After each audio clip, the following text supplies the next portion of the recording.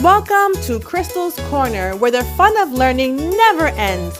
What will we learn next on Crystal's Corner? Welcome, boys and girls. Today we'll be reading Doctor De Soto by William Steig. Dr. De Soto, the dentist, did very good work, so he had no end of patients. Those close to his own size, moles, chipmunks, etc., sat in the regular dentist's chair. Larger animals sat on the floor, while Dr. De Soto stood on a ladder. For extra large animals, he had a special room. There, Dr. De Soto was hoisted up to the patient's mouth by his assistant, who also happened to be his wife. Dr. De Soto was especially popular with the big animals. He was able to work inside their mouths, wearing rubber to keep his feet dry, and his fingers were so delicate, and his drill was so dainty. They could hardly feel any pain. Being a mouse, he refused to treat animals dangerous to mice, and it said so on his sign. When the doorbell rang, he and his wife would look out the window. They wouldn't admit even the most timid-looking cat. Boys and girls, let's see what his sign says. Dr. De Soto, dentist. Cats and other dangerous animals not accepted for treatment. Oh, so his sign does say that. Okay, let's move on. One day, when they looked out, they saw a well-dressed fox with the flannel bandage around his jaw. "I cannot treat you, sir," Dr. De Soto shouted.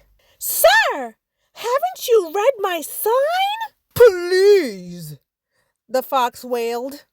"Have mercy, I'm suffering." And he wept so bitterly, it was pitiful to see. "Just a moment," said Dr. De Soto. "That poor fox," he whispered to his wife. "What shall we do?" "Let's risk it," said Mrs. De Soto. She pressed the buzzer and let the fox in. He was up the stairs in a flash. "Bless your little hearts," he cried, falling to his knees. "I beg you, do something. My tooth is killing me." "Sit on the floor, sir," said Dr. De Soto. "And remove the bandage, please." Dr. De Soto climbed up the ladder and bravely entered the fox's mouth. "Oh, wow!" he gasped. The fox had a rotten bicuspid and unusually bad breath. "This tooth will have to come out," Dr. De Soto announced. "But we can make you a new one." "Just stop the pain," whimpered the fox, wiping some tears away. Despite his misery, he realized he had a tasty little morsel in his mouth and his jaw began to quiver. "Keep open!" yelled Dr. De Soto. "Wide open!" yelled his wife. "I'm giving you gas now," said Dr. De Soto. "You won't feel a thing when I yank that tooth." Soon the fox was in dreamland. Yummy," he mumbled. "How I love them raw, with just a pinch of salt and a dry white wine." They could guess what he was dreaming about. Mrs. De Soto handed her husband a pole to keep the fox's mouth open. Dr. De Soto fastened his extractor to the bad tooth. Then he and his wife began turning the winch. Finally, with a sucking sound, the tooth popped out and hung swaying in the air. "I'm bleeding," the fox yelled. When he came to, Dr. De Soto ran up the ladder and stuffed some gauze in the hole. "The worst is over," he said. "I'll have your new tooth ready tomorrow. Be here at 11 sharp." The fox, still woozy, said goodbye and left.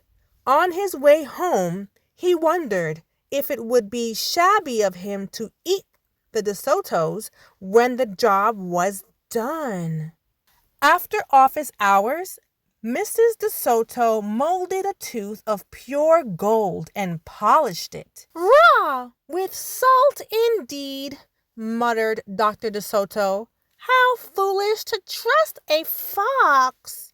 "He didn't know what he was saying," said Mrs. De Soto. "Why should he harm us? We're helping him." "Because he's a fox," said Doctor De Soto. "They're wicked, wicked creatures." That night, the De Sotos lay awake worrying. "Should we let him in tomorrow?" Mrs. De Soto wondered. "Once I start a job," said the dentist firmly, "I finish it. My father was the same way." "But we must do something to protect ourselves," said his wife. They talked and talked until they formed a plan. "I think it will work," said Dr. De Soto. A minute later, he was snoring. The next morning, promptly at 11, a very cheerful fox turned up. He was feeling not a particle of pain. When Dr. De Soto got into his mouth, he snapped it shut for a moment, then opened wide and laughed. "Just a joke," he chortled. "Be serious," said the dentist sharply. "We have work to do." His wife was lugging the heavy tooth up the ladder. "Oh, I love it," exclaimed the fox. "It's just beautiful." Dr. De Soto set the gold tooth in its socket and hooked it up to the teeth on both sides. The fox caressed the new tooth with his tongue. "My, it feels good," he thought. "I really shouldn't eat them.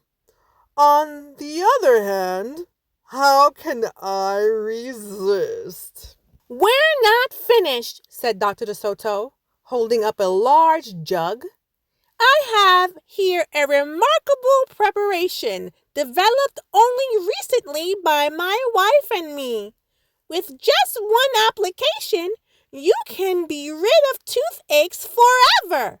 How would you like to be the first one to receive this unique treatment?" "I certainly would," the fox declared. "I'd be honored." He hated any kind of personal pain. "You will never have to see us again," said Dr. De Soto. "No one will see you again," said the fox to himself. He had definitely made up his mind to eat them with the help of his brand new tooth.